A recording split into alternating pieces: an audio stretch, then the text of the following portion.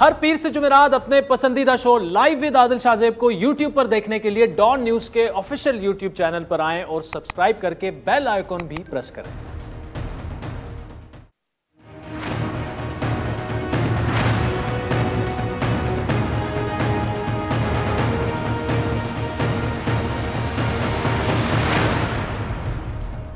अस्सलाम वालेकुम, मैं हूं आदिल शाहजेब। अफगानिस्तान पर तालिबान के कंट्रोल के बाद अब काबुल में नई हुकूमत साजी और तालिबान को इक़्तिदार की मुंतकली का अमल शुरू हो चुका है और काबुल में तालिबान के अहम और सीनियर रहनुमा अनस हक्कानी से अफगानिस्तान के साबिक सदर हामिद करज़ई की क़यादत में एक वफ़द ने जो है वो मुलाकात की है। मुलाकात में हुकूमती मसालती कौंसिल के सरबराह अब्दुल्ला भी शरीक थे और तालिबान के वफ़द ने हिज़्ब इस्लामी के सरबराह गुलबदीन हिकमतयार से भी मुलाकात की है। गुज़श्ता रोज़ कंदहार पहुँचने वाले तालिबान के नायब अमीर मुल्ला अब्दुल गनी बिरादर भी आज काबुल पहुँचेंगे, जिसके बाद तालिबान का वफ़द और मसालती कौंसिल में हुकूमत साजी पर बातचीत मुतवक्की है। अफगानिस्तान में ही दूसरी जानिब अफगानिस्तान के जो कौमी परचम है उसके हक में मुजाहरे शुरू हो चुके हैं, जिसमें एहतजाज करने वाले अफराद मौजूदा परचम को बरकरार रखने का जो अफगानिस्तान का कौमी परचम है उसका मुतालबा कर रहे हैं। जलालाबाद से खबर यह है कि अफगानिस्तान का परचम लगाने पर बज़िद मजमे पर तालिबान की जानिब से जो फायरिंग की गई उसमें 3 अफराद हलाक और 1 दर्जन से ज़्यादा जख्मी हुए हैं। ये बहस भी छिड़ गई है कि क्या तालिबान अफगानिस्तान के परचम की बजाय अपना परचम इस्तेमाल करेंगे, क्योंकि गुज़श्ता रोज़ भी तालिबान के तर्जुमान ज़बीहुल्लाह मुजाहिद की पहली प्रेस कॉन्फ्रेंस में भी स्टेज पर लगी कुर्सियों के पीछे अफगानिस्तान का अपना कौमी परचम नहीं बल्कि तालिबान का सफ़ेद झंडा लहरा रहा था। दूसरी जानिब काबुल में तालिबान को तस्लीम करने के हवाले से भी अभी तक जो है वो कुछ सामने नहीं आया कि क्या होगा, दुनिया तस्लीम करेगी नहीं करेगी। लेकिन गुज़श्ता रोज़ तालिबान के तर्जुमान ज़बीहुल्लाह की प्रेस कॉन्फ्रेंस के बाद अब दुनिया की तरफ से ये रद्द अमल ज़रूर आ रहा है कि जो तालिबान कह रहे हैं दुनिया उस पर अमल होता देखना चाह रही है। अमरीकी कौमी सलामती के मुशीर से ये सवाल हुआ कि क्या अमरीका तालिबान को तस्लीम करेगा। उस पर उन्होंने कहा कि सवाल का जवाब कबल अज़ वक्त है, लेकिन तालिबान पर यह मुनहसर है कि वो दुनिया के सामने खुद को किस तरह पेश करते हैं। जबकि दफ्तर खारजा के तर्जुमान ने कहा है कि तालिबान की बातों पर फ़िलहाल उन्हें यकीन नहीं है। अमरीकी दफ्तर खारजा कि जो वो कह रहे हैं डिपेंड ये करता है कि उस पर वो अमल कब होता है। The fact is that a future Afghan government that upholds the basic rights of its people, that doesn't harbor terrorists, and that protects the basic rights of its people, including the basic fundamental rights of half of its population, its women and girls, that is a government that we would be able to work with. अब अफगानिस्तान की सूरत हाल पर बरतानवी parliament के खुसूसी तौर पर बुलाए गए इजलास से खिताब करते हुए उनके प्राइम मिनिस्टर बोरिस जॉनसन ने यह कहा कि तालिबान जो कुछ कह रहे हैं उनके बयानात को फिलहाल नहीं देखना चाहिए बल्कि उनके इक़दामात को परखने की ज़रूरत है। इसी तरह बरतानवी chief of defence staff general Nick Carter ने यह कहा है कि तालिबान को मौका देना चाहिए। Collaborating with the enemy when they have carried out such atrocities. I think you have to be very careful using the word enemy. I think people need to understand who the Taliban actually are. They don't like corrupt governance. They don't like governance that is self-serving. And they want an Afghanistan that is inclusive for all. So I think rather than talking Except about... women. What? Except women. Well, again, I think we have to wait and see. Can't support the way that they treat women. Surely. Well, I think you have to listen to what they're saying at the moment. दूसरी जानिब 2 रोज़ बाद आज मुत्तहिदा अरब इमारात की जानिब से कहा गया है कि अफगानिस्तान के साबिक सदर अशरफ गनी जो हैं वो वहाँ पे मौजूद हैं। यूएई की वजारत खारजा ने यह कहा है कि यूएई इंसानी हमदर्दी की बुनियाद पर अशरफ गनी और उनके ख़ानदान को अपने मुल्क में खुशामदीद कहता है। जबकि ताजिकिस्तान में अफगान सिफारत खाने ने इंटरपोल से अशरफ गनी, हमदुल्ला मुहिब, फजल महमूद फजली को गिरफ्तार करने का मुतालबा किया है। अफगानिस्तान के तमाम मामले के अहम फरीक ख़ास तौर पर उसके पड़ोसी ममालिक हैं और उसका पाकिस्तान का किरदार जो है वो पहले भी अहम रहा है और हाल और मुस्तकबिल में भी अहम होगा। लेकिन कुछ ममालिक ख़ास तौर पर इंडिया को पाकिस्तान के किरदार पर जो है वो तशवीश है और रही है माजी में भी, और इसका अमली मुज़ाहरा अक़वाम मुत्तहिदा की सलामती कौंसिल के इजलास में इंडिया ने किया। जब इंडिया की सदारत में होने वाले इस अहम तरीन इजलास में पाकिस्तान को नहीं बुलाया गया, बावजूद इसके कि पाकिस्तान ने अक़वाम मुत्तहिदा की सलामती कौंसिल के इजलास में शिरकत की दरख्वास्त की थी, लेकिन पाकिस्तान को नहीं बुलाया गया। इस अमल पर चीन ने भी मायूसी का इजहार करते हुए कहा कि कुछ हमसाया ममालिक की सलामती कौंसिल इजलास में शिरकत की दरख्वास्त नहीं मानी गई। इंडिया की पाकिस्तान को इस मामले से दूर रखने की कोशिश सिर्फ अक़वाम मुत्तहिदा की सलामती कौंसिल के इजलास तक ही महदूद रही, क्योंकि गुज़श्ता 24 घंटों के दौरान दुनिया के मुख्तलिफ ममालिक के सरबराहान ने इमरान खान से राब्ते किए, जिनमें तुर्क सदर के अलावा ब्रिटिश प्राइम मिनिस्टर और जर्मन चांसलर भी शामिल हैं। वज़ीर ख़ारजा शाह महमूद और अमरीकी सेक्रेटरी ख़ारजा में भी बात हुई।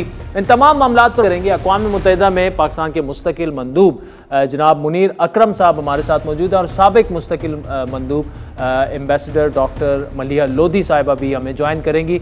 मुनीर अकरम साहब, thank you so much for joining अस।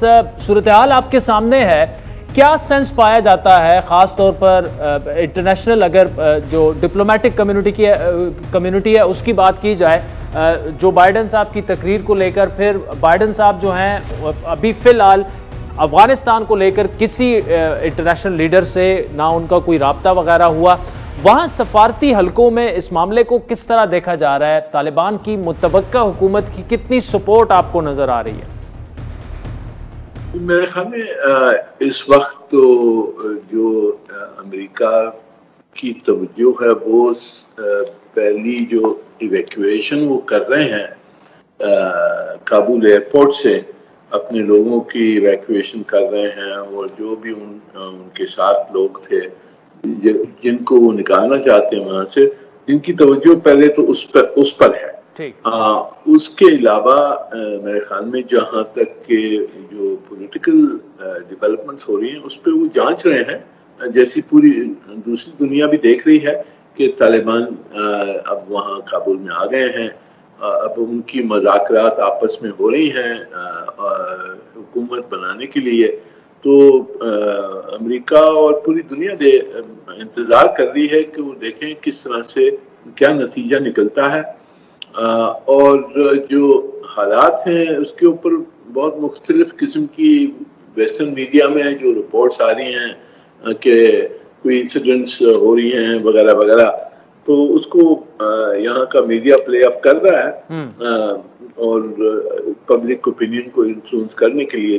पर ओवरऑल पॉलिटिकल लेवल, हुकूमत की लेवल पर मेरे ख्याल में इस वक्त तवज्जो यही है कि इवैक्यूएशन पर, और दूसरा देखना कि किस तरह की ये मुज़ाकरात जो अफगानिस्तान में तालिबान और दूसरे लोगों के साथ हो रही हैं उसका क्या नतीजा निकलेगा और किस किस्म की हुकूमत वहाँ बनेगी। अच्छा मुनीर, आज ब्रिटिश प्राइम मिनिस्टर का भी बयान सामने आया कि जी हम तालिबान का अमल देखेंगे।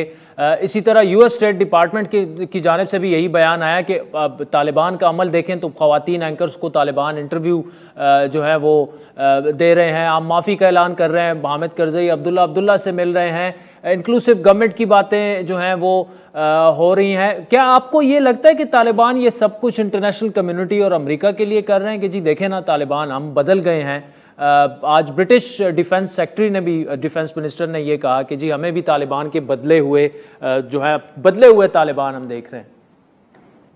ये देखें, ये तो अभी पहले दिन है, वो असेसमेंट जो होगी वो देखेंगे अगले दिनों में क्या होता है और किस तरह से ये अमल होता है। जो एश्योरेंसेस उन्होंने दी हैं उस पे किस तरह से अमल होता है, ये सब देखेंगे।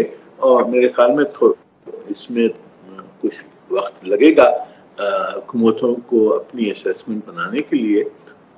तो इस वक्त एक ओपन माइंड है, वो देख रहे हैं उनकी एश्योरेंसेस जो तालिबान ने जो कल प्रेस कॉन्फ्रेंस में एश्योरेंसेस दी हैं वो मेरे ख्याल में वेलकम होंगी, पर वो देखेंगे कि किस तरह से वो इम्प्लीमेंट होती हैं। ठीक। अच्छा मुनीर अकरम साहब, यूएन जो है इस सारी सूरत हाल को कैसे देख रहा है? उनके जो सेक्रेटरी जनरल है उनके पहले बयान से तो ये लगा था कि वो अभी फ़िलहाल वेट एंड सी चीज़ों को परख रहे हैं। अगर तालिबान ऐसी गवर्नमेंट बनाए जो दुनिया के लिए काबिल कबूल ना हो तो डिप्लोमेटिक क्राइसिस की तरफ ये जाता आप देख रहे हैं, कैसे देख रहे हैं आप उसको? जी आपने बहुत सारे सवाल किए, मैं जवाब देता हूँ आपको। जहाँ तक के सेक्रेटरी जनरल साहब की जो और अक़वाम मुत्तहिदा की जो पोजीशन है वो भी देख रहे हैं कि किस तरह से पॉलिटिकल डेवलपमेंट कैसी होती है, किस किस्म की हुकूमत निकलेगी। वो देख रहे हैं कि जो इंसानी हुकूक की पाबंदियाँ जो हैं वो किस तरह से उसके ऊपर अमल होता है, जो एश्योरेंसेस दी हैं। स्पेशली यहाँ आप जानते हैं कि वेस्टर्न ममालिक में बहुत एम्फेसिस है विमेन्स राइट्स के ऊपर, तो ये उसके ऊपर भी असेस करेंगे।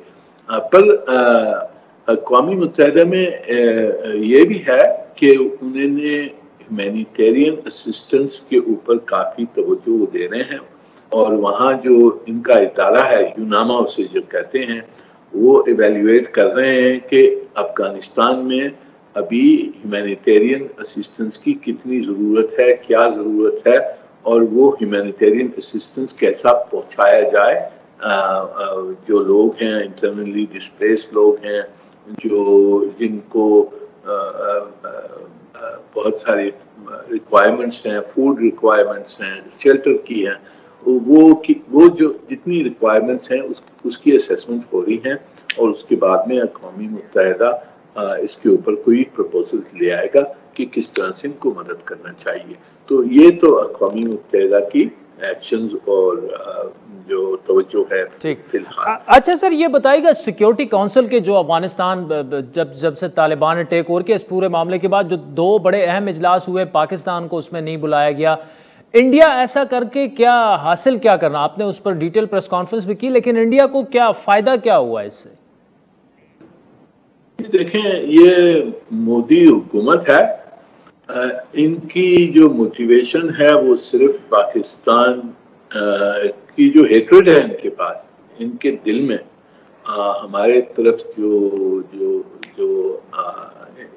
एक हेट्रेड की पोजीशन है पाकिस्तान की तरफ, तो पाकिस्तान को कहाँ देखना नहीं चाहते हैं, और जो पाकिस्तान की कोई प्रोमिनेंट रोल को वो आगे नहीं बढ़ाना चाहते हैं। तो उन्होंने तो बहुत शॉर्ट साइटेड तरीके से हमें रोका है, और पूरी सलामती काउंसिल में सब ने इनसे कहा कि जी पाकिस्तान को तो शिरकत करनी चाहिए, बाकी रीजनल कंट्रीज को भी शिरकत करनी चाहिए, क्योंकि ये बहुत अहम मसला है और इनका रोल है इसमें। पर उन्होंने अपनी एक एंटीपैथी जो है पाकिस्तान के खिलाफ, उसकी वजह से उन्होंने रोका। उस पर काफ़ी नाराज़गी है सलामती काउंसिल में दूसरे जो मेंबरान हैं जिनसे हमें पता लगा है। उन्होंने कोई 10 ममालिक हैं, उन्होंने हिंदुस्तान से कहा कि भी पाकिस्तान को आना चाहिए, पर फिर भी वो जिद में उन्होंने रोक दिया।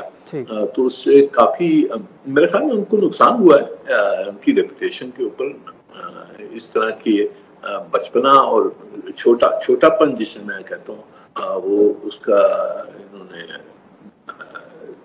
एक एविडेंस दिया है। तो हिंदुस्तान के लिए तो ये बुरा है कि इस तरह की हरकतें उसने की हैं जिसमें उनका फायदा कुछ नहीं हुआ है।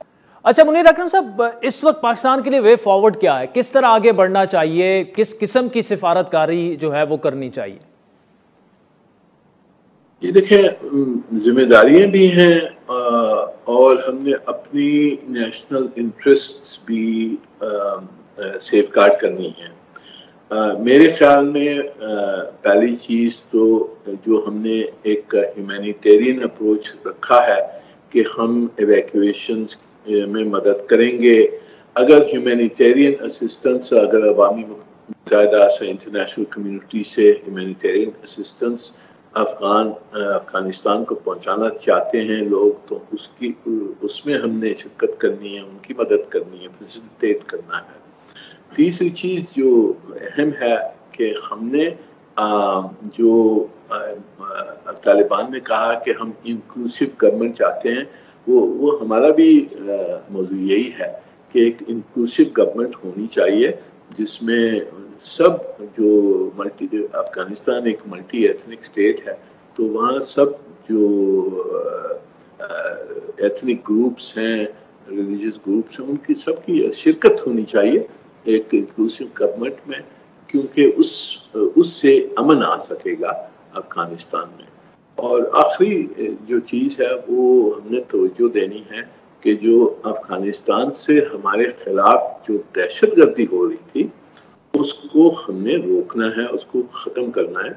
वो हिंदुस्तान और NDS स्पॉन्सर कर रहे थे इंशाल्लाह, क्योंकि अब ठीक। वहाँ से अच्छा सर, ये बताइएगा, कल CNN ने NDS इमरान खान का जो बयान था कि जी वहाँ पे लोगों ने गुलामी की जंजीरें तोड़ दी हैं अफगानिस्तान में, उसको अब ऐसे पेश किया कि जी पाकिस्तान में खुशियां मनाई जा रही हैं, पाकिस्तान खुश है।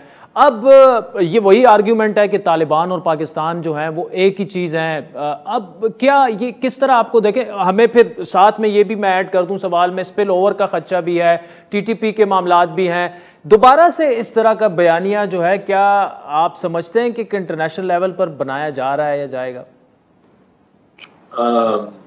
ये देखिए, यहाँ काफी लोग हैं जिनकी प्रोफेशनल रेप्यूटेशंस खराब हो गई हैं अफगानिस्तान के वजह से। वो एक मिलिट्री फेलियर है और पॉलिटिकल एनालिसिस का फेलियर है।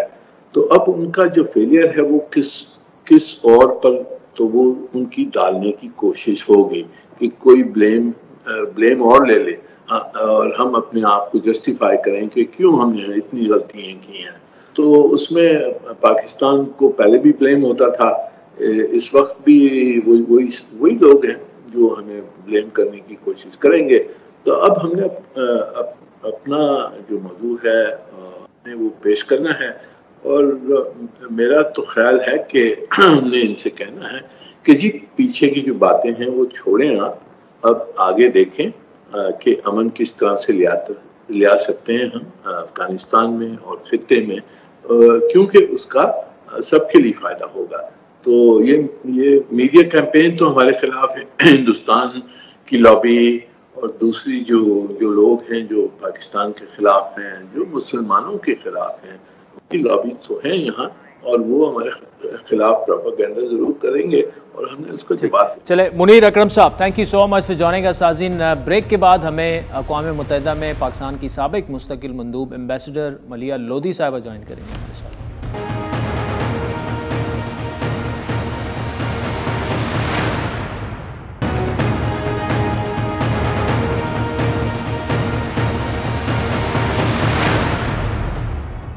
वेलकम बैक नाज़रीन। अक़वाम मुत्तहिदा में पाकिस्तान के मुस्तकिल मंदूब मुनीर अकरम साहब से तफसीली गुफ्तगू ब्रेक से पहले आपने सुनी। इस वक्त साबिक मुस्तकिल मंदूब एम्बेसडर जो है डॉक्टर मलिया लोधी साहिबा हमारे साथ मौजूद है। डॉक्टर साहिबा, thank you so much for joining अस। जो रिएक्शन दुनिया का आया वो हमने देखा। आज तालिबान जो हैं अनस हक्कानी की क़यादत में अब्दुल्ला करज़ई हिकमत यार साहब से मिले, शुमाली इत्तेहाद के रहनुमाओं का वफ्द यहाँ पे मौजूद है। क्या आपको मुस्तकबिल करीब में कोई सेटलमेंट होती नज़र आ रही है इंक्लूसिव गवर्नमेंट की? अगर नहीं नज़र आ रही तो उसकी वजह क्या है, और कुछ होपफुल हैं आप इस हवाले से? देखिए आदिल, ये वाकई एक मोमेंट ऑफ अपॉर्चुनिटी है कि एक मौका है मुख्तलिफ अफगान पार्टीज जो माजी में एक दूसरे के खिलाफ लड़ते रहे, लेकिन आज वो एक दूसरे से मिल रहे हैं और एंगेज कर रहे हैं। तो देखें, इससे एक अपॉर्चुनिटी तो मिलती है कि जो 40 साल से जिस किस्म की सफरिंग अफगानिस्तान के लोगों ने सही है, नुमाइंदा हुकूमत बनाए, और उन्होंने बार बार ये भी कहा है कि वो इक़्तिदार को मोनोपोलाइज नहीं करना चाहते है कि जी उनका सरजमीन नहीं इस्तेमाल होगा किसी टेररिस्ट एक्शन, किसी मुल्क के खिलाफ। वादा किया है कि वो ह्यूमन राइट्स को रिस्पेक्ट करेंगे, विमेन्स राइट्स को रिस्पेक्ट करेंगे। तो अब वक्त आ गया देखना हमने ये है कि क्या उन वादों पे वो अमल करते हैं या नहीं कर पाते। अच्छा डॉक्टर साहब, आपने जिस तरह ह्यूमन राइट्स और मीडिया की आज़ादी पर बात की, सवालात तो उठ रहे हैं, तालिबान का एक माजी भी रहा है, लेकिन 2-3 दिनों से हमने जो रद्द-ए-अमल देखा उस पर दुनिया भी हैरान है। जिस तरह Taliban the way they came across, सब उसको सराह भी रहे, लेकिन साथ में एक खदशा भी मौजूद है कि शायद ये इंटरनेशनल रिकग्निशन हासिल करने के लिए भी हो सकता है, और जब उनकी असल पॉलिसी सामने आएगी उसके बाद ही हम कह सकते हैं कि तालिबान वाकई तब्दील हो गए हैं या नहीं। अभी तो बहुत इब्तिदा है, और वाकई ये सही है कि इंटरनेशनल कम्युनिटी फिर अब तक आया है तालिबान पे, वो उसको रिस्पॉन्ड कर रहे हैं। आखिर बहुत सी जो वादे उन्होंने किए हैं, बहुत सी एश्योरेंसेस जो उन्होंने दिए हैं, वो इसलिए दिए हैं ना ताकि उनको एक्सेप्टेबिलिटी मिले। कम्युनिटी का ताल्लुक है, रिकग्निशन इतनी जल्दी और आसानी से मिलेगा। मैं समझती हूँ कि वेस्टर्न पावर्स इंतज़ार करेंगे, वेट एंड वॉच मोड होगा उनका, देखेंगे कि आया ये जो वादे हैं, जो एश्योरेंसेस हैं, वो वाकई अमल में तब्दील होते हैं। सिर्फ आज और कल की बात नहीं है, करने की बात नहीं है, आगे जाके भी तालिबान को जरूरत होगी, खास तौर पे माशी फ्रंट पे। जैसे अफगानिस्तान की जो मईशत है वो बहुत कमजोर है, बहुत वल्नरेबल है। इस वक्त उनको सख्त जरूरत है। IMF का जो पैसा है जो उनके पास आना था वो रुक गया है, रुका हुआ है। अब उन्होंने भी अनाउंस किया है कि फिलहाल वो इंटरनेशनल असिस्टेंस रोक रहे हैं, क्योंकि ये भी एक फैक्टर जरूर होगा तालिबान के कैलकुलस, इसकी जरूरत पड़ेगी। और फिर अफगानिस्तान ऐसा मुल्क है और बहुत हद तक जो उनका अपना रेवेन्यू आता है वो ट्रेड और ट्रेडिंग रूट्स, तो वो भी मैं समझती हूँ कि उसको बरकरार रखना, उनकी ट्रेड को, वो भी इस पे मबनी हो। अच्छा एम्बेसडर साहब, अभी तक जो पाकिस्तान ने जिस तरह से किरदार अदा किया या जो बयानात जिस तरह से सामने आए, जो इक़दामात हम उठा रहे हैं, क्या उसमें कोई बेहतरी की गुंजाइश है या आप समझती हैं कि जो हमारे बस में है वो हम कर रहे हैं और वैसा दुनिया को भी नजर आ रहा है और महसूस हो रहा है? मेरा ख्याल है दो चीजें हैं जिसकी जरूरत है। वैसे मैं समझती हूँ कि जो पाकिस्तान ने जिस तरह से एक रोल प्ले किया वो बहुत ही एक पॉजिटिव रहा है, जिसका पाकिस्तान को ज़रूर एप्रिसिएशन भी मिलेगी और उसके नताइज भी होंगे। लेकिन दो चीज़ें मैं समझती हूँ अभी भी ज़रूरी हैं। हम देखते हैं कि ट्वीट्स भी हो रही हैं, स्टेटमेंट्स भी हो रहे हैं, प्रेस कॉन्फ्रेंसेस भी हो रही हैं। ये नहीं होना चाहिए। ये एक बहुत नाजुक मरहला है जिसमें कि एक आवाज़ होनी चाहिए। और दूसरी चीज़ जो उससे भी अहम है वो ये है कि जैसे जैसे ये गवर्नमेंट फॉर्मेशन होती है अफगानिस्तान में मुख्तलिफ अफगान फरीकियन के दरमियान, पाकिस्तान को उससे दूर रहना चाहिए, उसमें कोई दखल अंदाजी नहीं करनी चाहिए। देखें, आखिर हमारी तो पॉलिसी कब से यही रही है ना कि जो सिलसिला प्रोसेस है तो हमें उन अल्फाजों पे, उन वर्ड्स पे भी अमल करना चाहिए। डॉक्टर मलिया लोधी साहिबा, thank you so much for joining अस। नाज़रीन, वक्त हो जाता है जिसके बाद आपसे दोबारा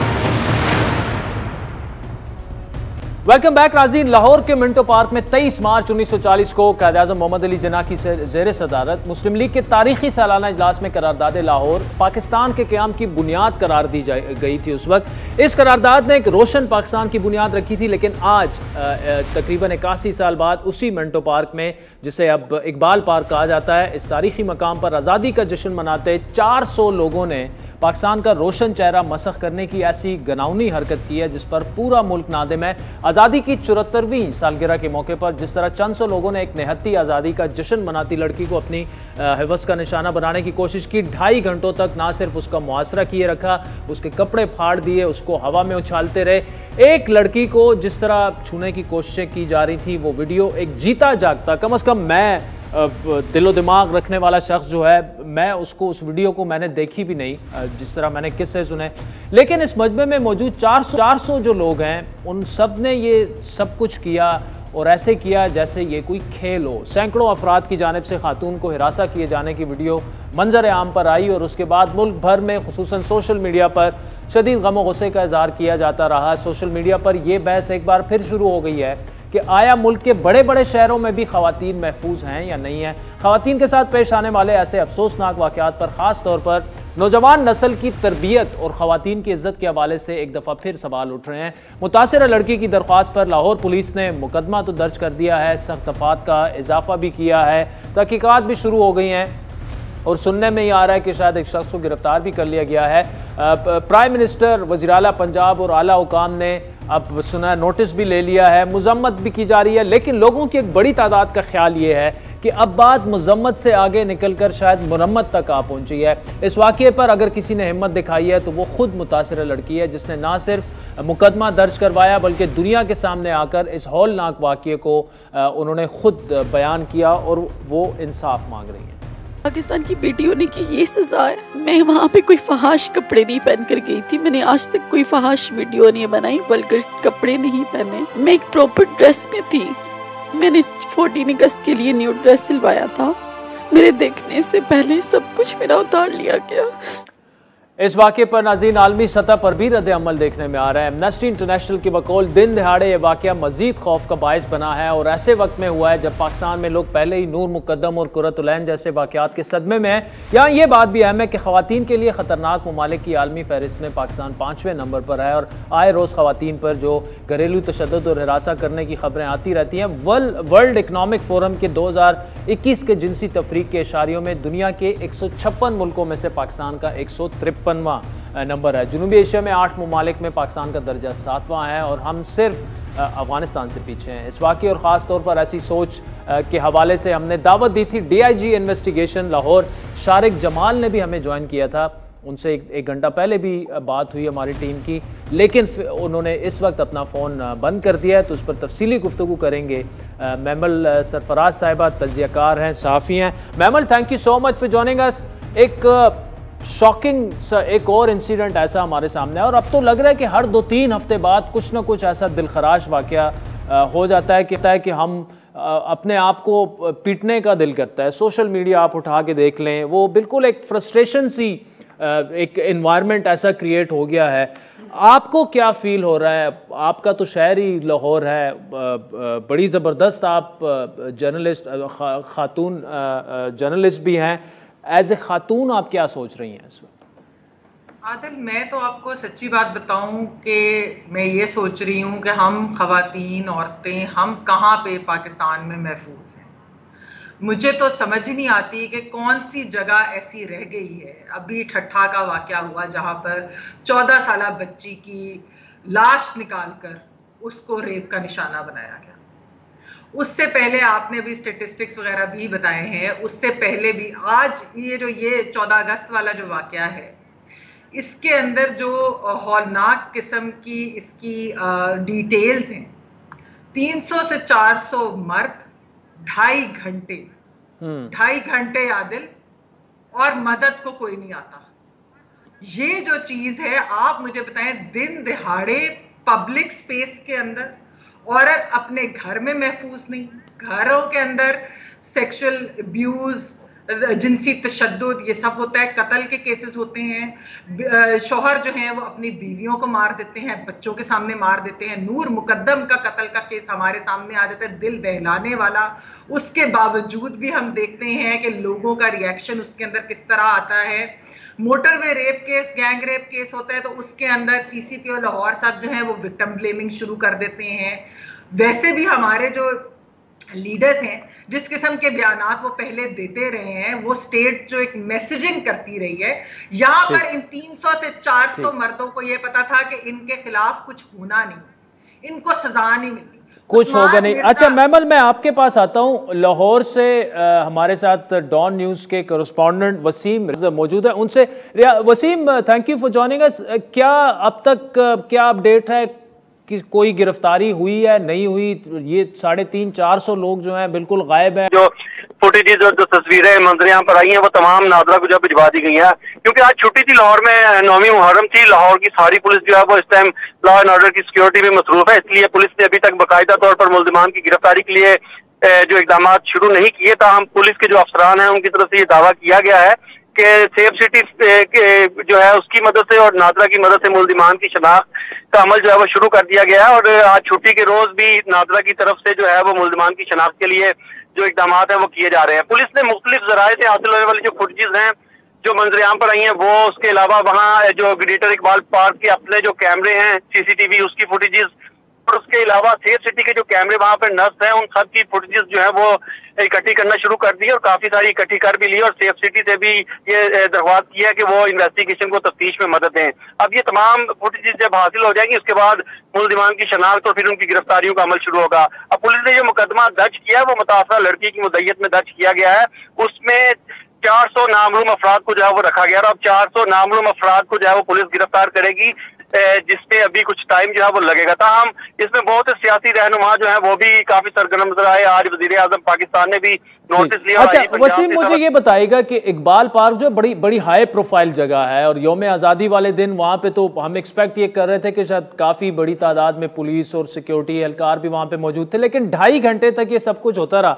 इस पर कुछ पुलिस ने कहा, कोई वहाँ पर पंजाब की गवर्नमेंट का इस पर क्या वर्जन है? ये तो बिल्कुल मुकम्मल तौर पर नाकामी है पुलिस की बहुत बड़ी कि 2.5 घंटे तक कोई नहीं पहुंचा उसकी मदद को। देखिए, इसमें मुख्तलिफ रहनुमाओं ने अपने जो है वो मजम्मती बयान जो है वो दिए हैं, लेकिन ये वाकई ये पुलिस की कारकर्दगी पर एक सवालिया निशान है। इसने अगर लाहौर के 14 अगस्त के पुलिस के प्लान के हवाले से मैं आपको बताऊं तो पुलिस ने 5000 से ज्यादा नफरी जो है वो लाहौर में तैनात की थी 14 अगस्त के रोज, और 124 नाकाबंदियां जो है वो शहर में की गई थी हुल्लड़बाजी, वन व्हीलिंग और मनचलों को रोकने के लिए। और ग्रेटर इकबाल पार्क जहाँ मीनार पाकिस्तान है वहाँ लोगों की कसीर तादाद जो है वो 14 अगस्त को जो है वो जमा होती है और बहुत सी फैमिलीज भी जो आती है, लेकिन पुलिस का कोई भी एहलकार, मुतलका थाने का कोई भी एहलकार जो है वो वहां पर मौजूद नहीं था। इवन के वहां के जो अपने सिक्योरिटी गार्ड है वो भी खतून को तहफ़्फ़ुज़ जो है वो नहीं दे सके। इसीलिए ये 2 से 3 घंटे तक ये तमाम मामला जो है वो चलता रहा, जिसकी मुख्तलिफ औकात में फुटेज जो है बनी वो भी मंजरें यहाँ पर आई। ठीक है, चले Wasim Riaz, thank you so much joining us. Mehmil, आपने सुना 5000 पुलिस एहलकार लाहौर में तैनात थे उस दिन, 124 नाके थे, मतलब 2.5 घंटे तक कोई पुलिस को कानो कान खबर भी नहीं हुई, या शायद हुई होगी, उन्होंने कहा होगा जी बस छोड़े रहने दें, ये तो होता रहता है लाहौर में।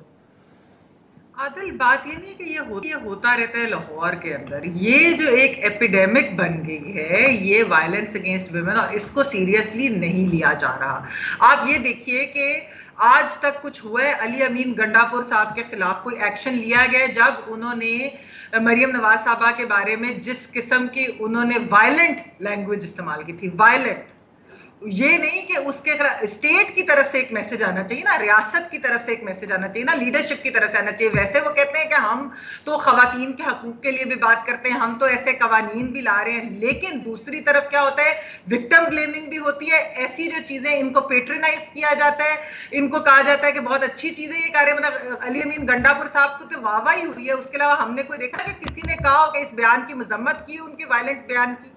वो औरत के ऊपर एक बात कर रहे थे, ये बात नहीं है आपके वो पॉलिटिकल अपोनेंट हो, आप उनकी पॉलिटिक्स, आप उनकी पॉलिसीज पे क्रिटिसाइज करें। जब आप पैगाम ही ये दे रहे हैं स्टेट के लेवल के ऊपर कि वायलेंस अगेंस्ट वुमेन ठीक है, हम थप्पड़े मारेंगे, जब इस तरह के आप बयानात दे रहे हैं तो एक स्टेट, एक रियासत भी दे रही हो, और फिर हमारा ये मुआशरा, हमारी सोसाइटी जिस किस्म के रिएक्शन हर चीज के ऊपर आते हैं। आज ही गरीदा फारूकी साहबा के शो के ऊपर एक पीटीआई के रुकन ने ये बात की कि टिकटॉक के ऊपर जो है वो फहाशी फैला रहा है और औरतें इस तरह की, ये जो विक्टिम ब्लेमिंग है, यानी कि एक खातून 300-400 मर्दों के हाथों जिनसी तशद्दुद का निशाना बनी, हरासा हुई 2.5 घंटे तक, और एंड पर आप जो है फहाशी और इन चीजों के ऊपर ले आते हैं। आप यानी कि बेसिकली डिनायल में हैं, आप as a state, as a society आप डिनायल में हैं, हर चीज के ऊपर आप ये बात नहीं करना चाह रहे कि असल में जो रिस्पॉन्सिबल है वो परपेट्रेटर्स हैं, जिन्होंने क्राइम कमिट किया, जिन्होंने जिनसी तशद्दुद किया है, वो क्रिमिनल्स हैं। औरत का, विक्टिम का, सर्वाइवर का कोई, मतलब इसमें महमल देखिए ना, एक तो मजमूई रवैये जो हैं बहैसियत सोसाइटी वो बेहतर होने चाहिए, लेकिन एक बड़ा अहम, मैं आज एक ट्वीट देख रहा था कि जी जो हमारे बेटे हैं, बच्चे हैं, उनकी तरबियत ही हम, क्योंकि ये बहुत हमारे हाथ में भी है, अगर वो कोई उनको शुरू से ये बता दिया जाए कि जनाब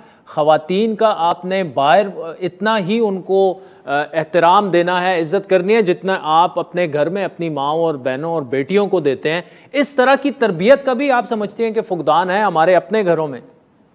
देखिए, बिल्कुल हम एक जारी बात है पेट्रियार्कल सोसाइटी है, एक हमारी जो है सोच जो है वो बड़ी मिसोजिनिस्ट किस्म की है, हम अपने बच्चों की घर पे तरबियत इस तरह से करते नहीं। दूसरी चीज़ आदिल ये है कि अभी बेनज़ीर शाह साहबा से भी डिस्कस हो रही थी SNC के ऊपर, सिंगल नेशनल करिकुलम के ऊपर, तो कुछ किताबों के अंदर जिस किस्म की मैसेजिंग हमारे बच्चों को दी जा रही है, उसमें गालिबन एक किताब में कुछ ऐसा भी था कि वालिद साहब जो हैं वो अखबार पढ़ रहे हैं सुबह और वालदा जो है वो बर्तन धो रही हैं या इस तरह कोई चीज वो कर रही है घर के काम।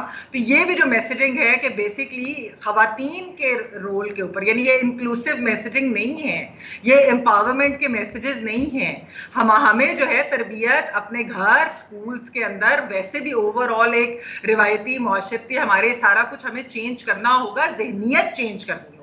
तो मैं तो हैरान हूं कि ना स्टेट के लेवल पर इस तरह के मैसेजेस जाते हैं, कि जब इफ्स एंड बट्स आ जाते हैं ना आदिल, जब इफ्स एंड बट्स आ जाते हैं, जब ये बातें की जाती है, वेरी फ्यू क्लोज वाली बातें आ जाती हैं ना, बेशक आप उसको बाद में बदल कर और फिर कहें कि हाँ जी विक्टिम का कोई कसूर नहीं है, फिर भी ये जो मैसेजिंग होती है, फिर आपकी खवातीन पार्लियामेंटेरियंस आकर जब उस चीज को जस्टिफाई करती हैं, डिफेंड करती हैं ऐसे बयानात को, और कहा जाता है सियासत को समाज से हटाया गया, फिर ये कहा जाता है कि जब वो बयान जो कि एक होना चाहिए प्राइम मिनिस्टर का, एक्चुअली एक सेंसिबल बयान, रिस्पॉन्सिबल बयान यही होना चाहिए कि विक्टिम का कोई कसूर नहीं है, जब वो बयान आया जाए और फिर ये कहा जाए कि ये तो अब स्लैप इन द फेस है जो क्रिटिक्स के, जब इस तरह की बातें की जाएंगी तो ये रियासत की तरफ से क्या मैसेज देता है हमारी औरतों को, हमारे चले मैमल सरफराज, थैंक यू। ठीक है, thank you so much for joining अस। नाज़रीन, वक्त तो चाहते हैं एक ब्रेक का, इसके बाद आपसे दोबारा।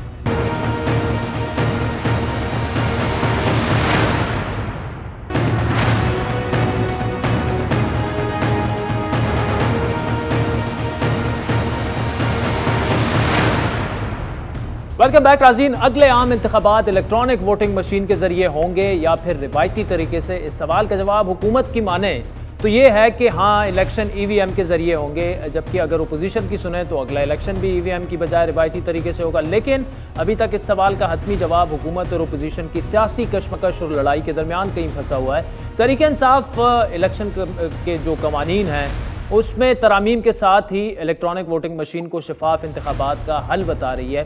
पहले इस मामले पर इलेक्शन कमीशन को एतराज़ात थे।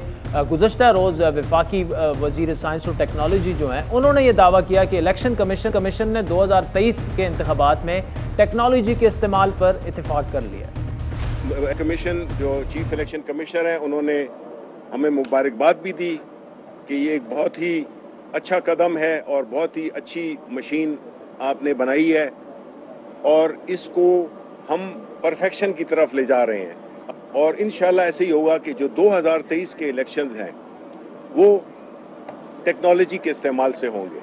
अब इलेक्ट्रॉनिक वोटिंग मशीन पर इलेक्शन कमीशन को ब्रीफिंग भी दी गई, जिसके बाद इलेक्शन कमीशन का ये कहना है कि इंतखाबात में शफाफियत पर हम लोग जो है वो यकीन रखते हैं, इलेक्शन में टेक्नोलॉजी का इस्तेमाल होना चाहिए, लेकिन टेक्नोलॉजी के इस्तेमाल के लिए तमाम स्टेक होल्डर्स और वोटर्स का एतमाद बड़ा ज़रूरी है। बड़ी अहम स्टेटमेंट है। लेकिन ओपोजिशन की तरफ से EVM पर बार बार एतराज़ात उठाते हुए उसे धांधली का नया तरीका करार दिया जा रहा है। हुकूमत की तरफ से गुज़श्ता दिनों पार्लियामेंट में भी साइंस और टेक्नोलॉजी की वजारत की तरफ से EVM मशीन के डेमो का इंतजाम किया गया था और तमाम पार्लिमानी पार्टियों को दावत दी गई थी कि वो इस सिस्टम का जायज़ा लें और इस पर अगर कोई तहफ़्फ़ुज़ात हैं तो गवर्नमेंट को आगाह करें।